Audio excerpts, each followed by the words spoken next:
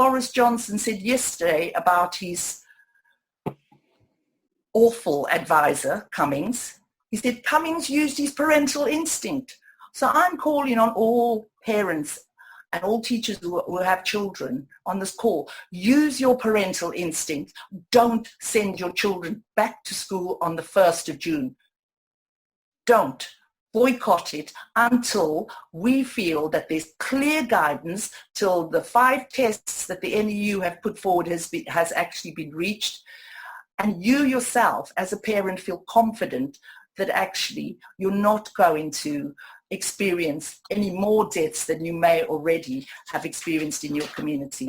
So I'll finish actually by remembering Rosa Parks and something she said at the time, because I know that parents are worried, but they also want to get their children back. And it's not that you just don't want the children back. I think we want to be confident that everyone's going to be safe. So you must never, this is Rosa Parks, you must never be fearful about what you are doing when it's right. I've learned over the years that when one's mind is made up, this diminishes the fear. Knowing what must be done does away with fear. So I think that actually, I hope that we can all show solidarity with the teachers, solidarity with parents, and actually we stand together as we stood together to support the communities of Grenfell, that we stand together to support communities who might be impacted by this rush to open the schools on the 1st of June. Thank you. Great, thanks so much. Thank you, Maura. I thought that was great. And I just wanted to echo some of the comments you made. I think it's absolutely essential that we come together at this time, and I'm delighted that we've organized this meeting and that we've got so many people here. We need to stand together, because only if we do will we be able to be effective in fighting the virus and this incompetent, uncaring government. And I think it's absolutely critical that we work together in our local communities, at the school level, and wherever we can come together and share our concerns, our fears, and demand our rights as parents, teachers, and on behalf of our children. Okay, so if you'll bear with me, what I've done is I've created some like a little slideshow just to present some information to you. I will try and keep to 5 minutes or so, maybe a bit longer, and then if there are any questions, I'll be more than happy to take them. And also, I'm quite happy to make the information available to people if they would like it. So I'm just going to share the screen. If you can just tell me if you can see that. Are you able to see that? Yep. No.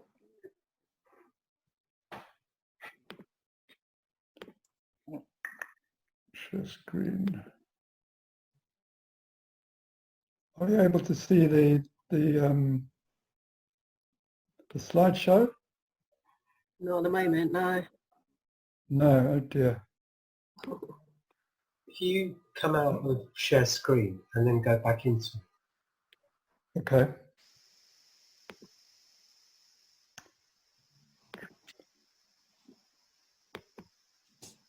Oh, there we are, sorry.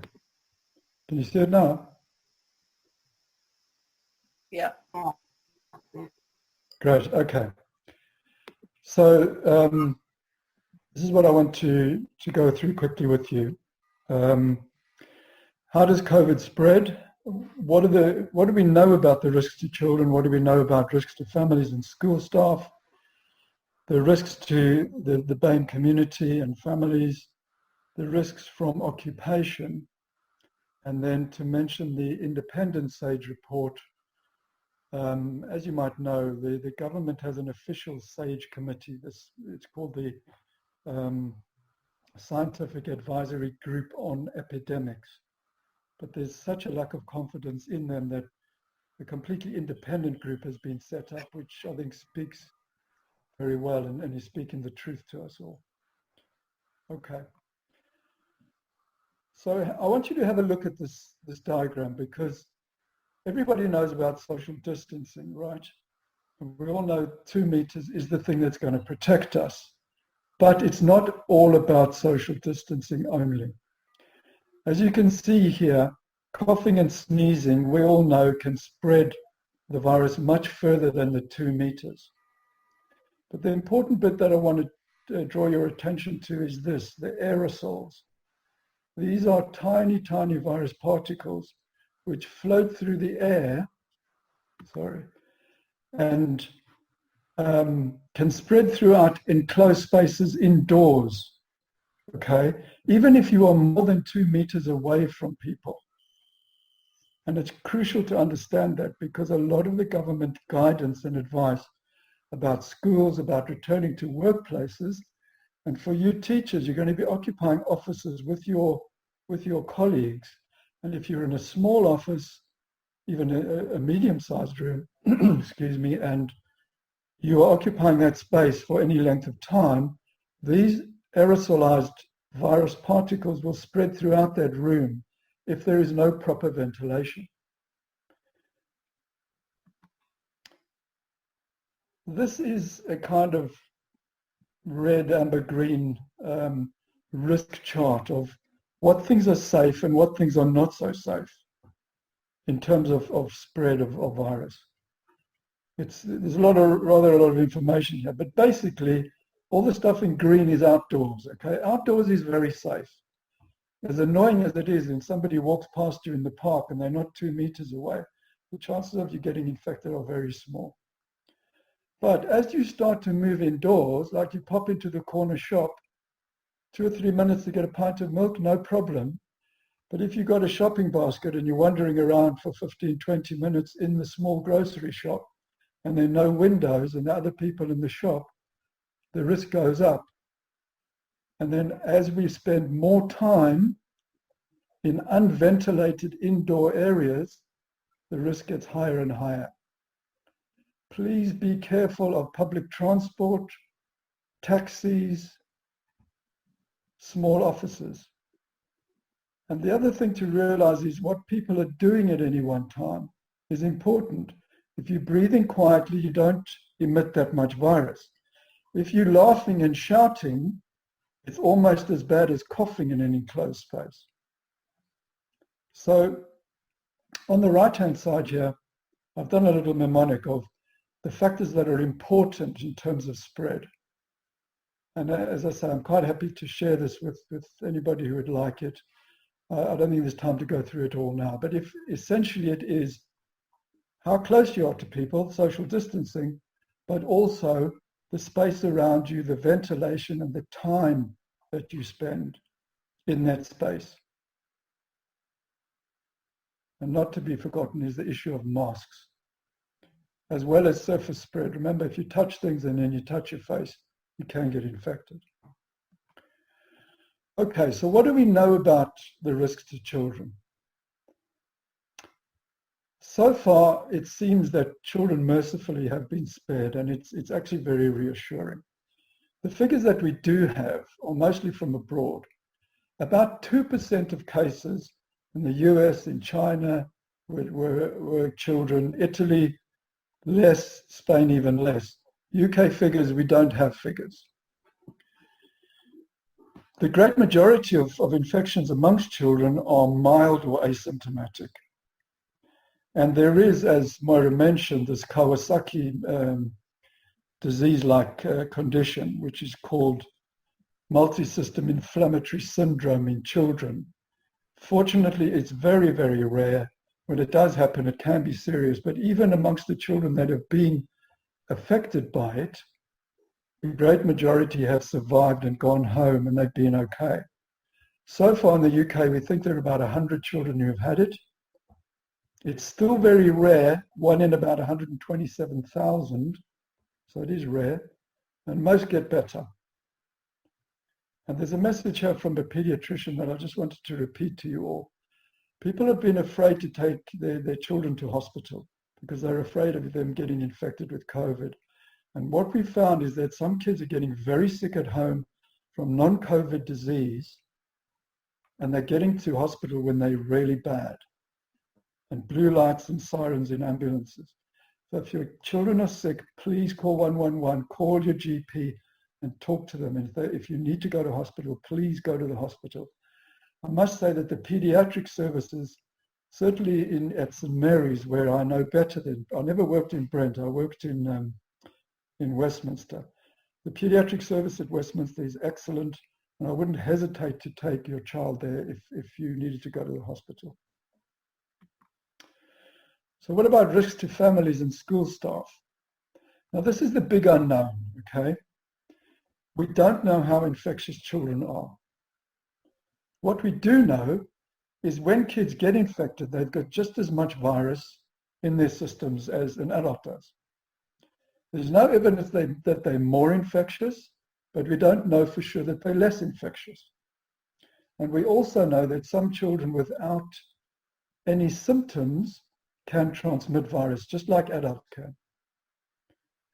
There's some detail here of a study that was done amongst some American kids. It was actually in a cancer clinic, a children's cancer clinic, and it showed some interesting findings about the numbers of children who were tested positive and so on. I won't go into the detail, but if you want that, we can come back to it. Now, what about teachers and school staff? Are you guys more at risk? It's not very clear yet, but so far, again, this is kind of reassuring. The figures that were released up until the 20th of April showed that certainly amongst teaching and educational professionals, the rate of death, this is, unfortunately there have been not that many deaths, but the death rate is about the same as other equal professionals like business professionals and managers. Unfortunately, this excludes teaching assistants, lunch, dinner ladies, school crossing patrols, the secretaries, and so on and so forth. So we can't really say this with any certainty. The other important point is that primary and nursery and the teachers teaching special education needs children are obviously in much closer contact with the children and therefore more prone to exposure. Just a word about PPE, because I'm sure there's going to be questions about that. The guidance on schools from the government is very definite. They say do not wear PPE and do not wear masks.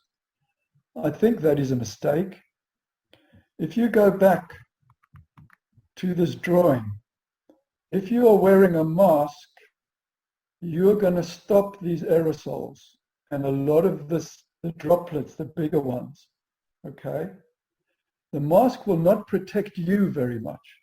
And I think it's important to understand the difference between wearing a mask for protecting you and wearing a mask for self-protection. You need high-grade hospital masks to protect yourself together with all the other PPE equipment to really guarantee protection. But what a mask will do is it will protect you spreading the mask. Now, masking children is a complicated thing, but they have done it in other countries. But generally, this government has been incredibly bad about implementing a mask policy for the general population, and it hasn't even looked at it. And I think there is a lot to be said for taking a much closer look at it and seeing where masks can be worn safely and properly within the school setting. So you'll all know about if you're clinically vulnerable or extremely clinically vulnerable groups that you should be isolating, and then that the children should only go to school if you can guarantee social distancing, and that's almost impossible. So the kids certainly in the clinical come from families with clinically extremely vulnerable people should not go in. I won't spend time on that. That's just a copy and paste from the official guidance, and that's available on the government websites and things. You can download that. So coming to the figures for BAME, I mean, we all know this, that the figures are considerably higher. Depending on how you look at it, the rates are shocking, really. Black men are 4.2 times likely to die. black women 4.3 times when you account for age. Bangladeshi, Pakistani, Indian, and mixed ethnicities also have a raised rate. They don't quite actual numbers. If you take into account age and socio-demographics, and by that the onus means jobs and deprivation, then the rates are still 1.9 times higher. And for Bangladeshi and Pakistani people, 1.8 times higher.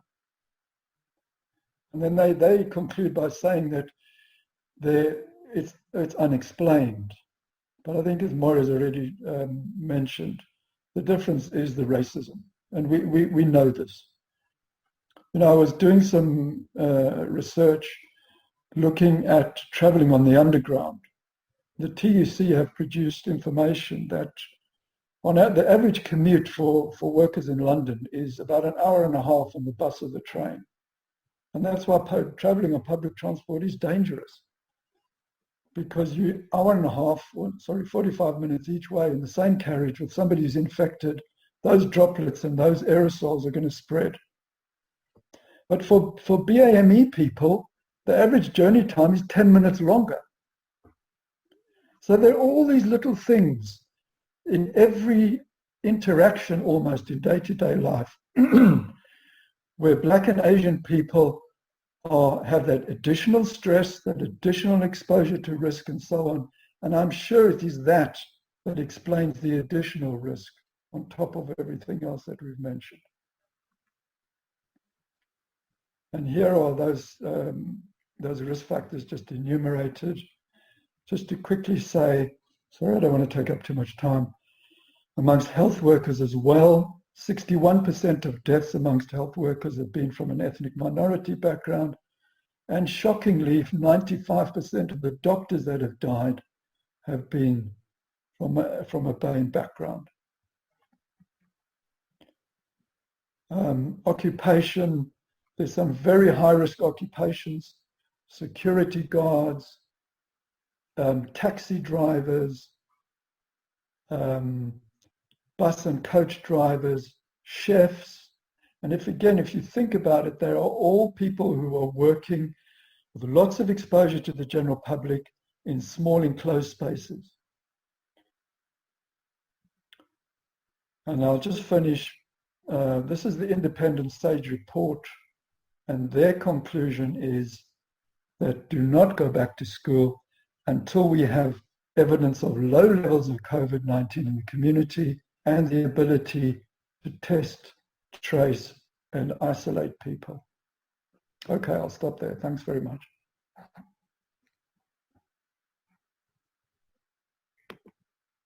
Thank you very much, Jonathan. That was really, really useful. Very good, very interesting content. Okay, that gives us a lot to think about. Sorry, Jonathan, can you stop sharing? Yep. Stop I'm sharing. trying to, sorry.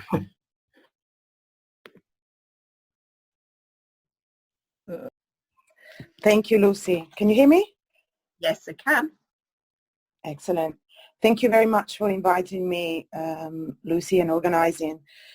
I'm a recent addition to Brent. I lived in Waltham Forest for 20 years. But my family, my East African Somali family are all based in Brent. And so it is an area I'm familiar with, and coming back here after 20 years, it is a bit like coming home. My daughter is 5 now, she's in reception, and my son is 19 next month. So I'm coming at this as a parent, as well as a teacher, and of course, as a community activist as well, and just a community member concerned. I'm so glad that I've come last, Lucy. Thank you for organizing the order in that way, because I almost feel like many of the things that I was going to say, I don't need to say, because Moira's powerfully captured them. And so has Jonathan, really, giving all that context with the data and how horrific it really is. for those who don't know, so No More Exclusions, one of the founding members, is a coalition grassroots national group that is basically campaigning for the abolition of school exclusion that has historically disproportionately, again, affected black children in particular, black boys in particular. And so listening to Moira and looking at those figures and, you know, the disparities again and again, you know, we seem to come up with the, you know, top numbers, top scores in all the wrong categories, really. I usually, whenever I'm invited to do a panel, I usually invite one of the young people, because one of the aims the NME has is to privilege the voices that are usually erased or ignored. But the young person that usually accompanies me is actually cremating his 63-year-old dad today. So he was unable to attend, and he sends his apologies. I'm shaking as I'm saying this, because what a thing to say on a panel, what a thing to announce, right? That you know, you've got to say goodbye to your dad by cremation.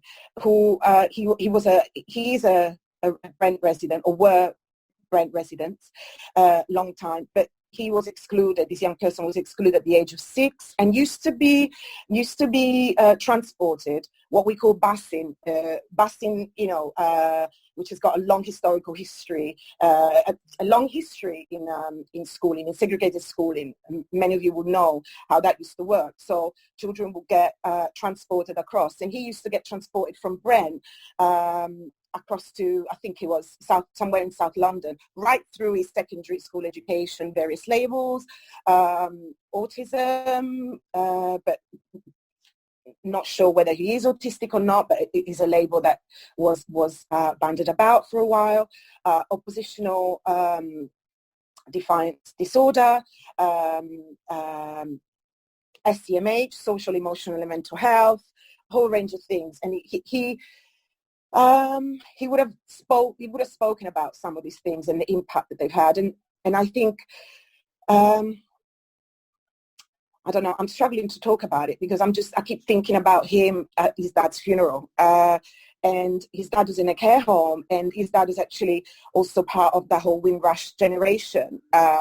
So when we're talking about the impact of racism, we're talking about policies, institutional indifference, institutional racism, and policies that have impacted whole communities intergenerationally. So then when you're looking at the impact on our health, you're talking about our impact on our health that is carried on in our bodies, in our minds, in our psyches. And I look at the incidence of mental health in my family, and the scars that them being the children of diaspora carries with you. You know, this constant having to prove to people in authority that you aren't being treated fairly. You know, this constant disbelief. It takes a toll on our bodies. It takes a toll on our minds. And some of us just give up young. Stop taking care of ourselves, don't necessarily know how to access services, or give up when facing barriers. And this is what we hear a lot with families who are facing school exclusion, for sure. In terms of what we can expect with schooling, and I'll talk about parenting in a second, because I'm here to talk as a parent. But what we've definitely heard is that we've heard reports of young people being excluded from online learning. We've heard of children being monitored in terms of virtual attendance through online learning. So distance learning as yet another way to overreach into people's homes and privacy. And remember, I mean, this isn't homeschooling. Homeschooling is something technically that people elect to do. It's an ideological position in education. So what we're doing now is surviving without school, most of us, and doing the best we can, doing a day job, looking after 1 child, 2 children, 3 children. If we have access to technology, in my home, we have 1 laptop between 3 of us, and there's no way my daughter's getting her hands on it. And she's Thankfully, she's not interested in online learning, which I'm quite pleased about. We're working on deschooling, which I think is one of the things we need to be thinking about, apart from survival, which is what a lot of us are so experienced intergenerationally with, is we got to also think about, what happens post this, and how do we get from a position of survival to a position of thriving? How can we reimagine things? And it's difficult because a lot of us are in pain, in suffering.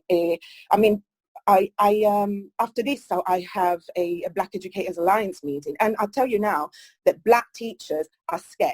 I'm telling you that now without any sort of doubt about what's going to happen on June the 1st. How will they be able to refuse going into work without breaking their contracts and not getting fired? I know that I'm having to meet a friend of mine, a Black teacher, to open a bank account together, and I know that she's terrified of getting on public transport and being in the bank and all of this. So how, listening to what Jonathan was talking about earlier in terms of the time spent on public transport. I mean, essential workers, yes, but it seems to me that, expendable lives as well. There seems to be some type of correlation with some jobs now suddenly finding themselves on this long list of key workers, many of whom, to be honest, I'm sorry, that are quite expendable as far as this government is concerned. Somebody mentioned reopening. Previous meeting I was today with Lewisham NEU members. There was president of the NEU, Amanda, talking about Denmark, the case of Denmark. A lot of people talk selectively about international cases of schools reopening in this country, schools reopening in that country, and I've heard people mention that the capacity of washing facilities have been increased. That's not the only measure that Denmark has taken, but there was a long list of measures they've taken. And in addition to that, a child like my daughter who's 5 years old wouldn't be expected to start school till the age of 7, and a similar thing in Italy where I was born. So where are we as parents? I'm not sending my daughter in. I will certainly be boycotting and showing solidarity with all the unions, the British Medical Association, the Independent Sage, but it's not a decision that is easy to make. It's easy to make to stand in solidarity, of course, but it's not easy to make in terms of as a parent, because as a parent you have to weigh up the cost on your child of being away from her peers, away from her teachers. The number one thing I've been concerned about during this period of I don't call it lockdown, because lockdown is a carceral term that belongs in prisons, and we've been able to go to the corner shop anytime we wanted. So this has not been a lockdown, and it's been one of the most relaxed so-called lockdowns anyway in the world. One of the most important things I've been concerned with, to be honest, is not being my daughter falling behind. Falling behind what at the end of the day? This is a global pandemic. I've been more concerned about her physical and mental and emotional state, her loneliness, her mood swings, her talking to her dolly and saying to her dolly, this was early on actually, end of March, beginning of April, I heard her say to her dolly, I don't want to hear about coronavirus ever again. One time waking up in the night about a month ago and running to me and saying to me, I'm so happy you're alive. I am worried about the fact that she doesn't want to be in a room alone again. This was a child who was very confident, very outgoing. And we're very careful in the home not to have the news on, and obviously that continuous stream of traumatic, news feeds coming through. But children, nevertheless, are part of our communities, are part of our families. They're much smarter than we give them credit for, and much more alert. And they're absorbing everything, and they're fully aware that things aren't normal, and nor should they return to normal, by the way, even if we had a chance, because normal wasn't fair and it wasn't equitable to begin with.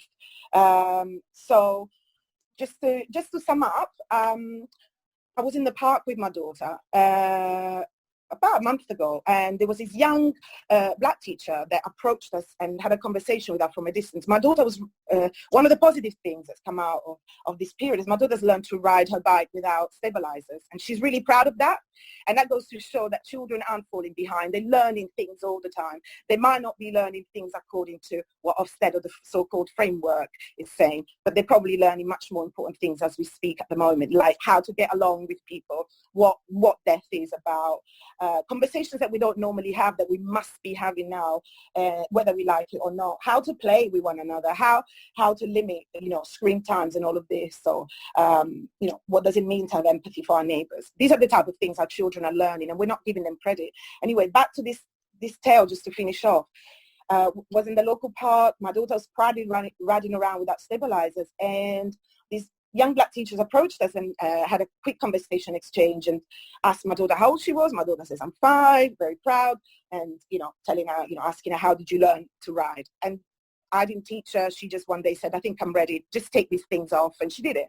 That's how it actually happened. And the teacher asked me, your daughter's really well spoken, how old is she? And she's 5, she's in reception. She said, oh, I'm a reception teacher.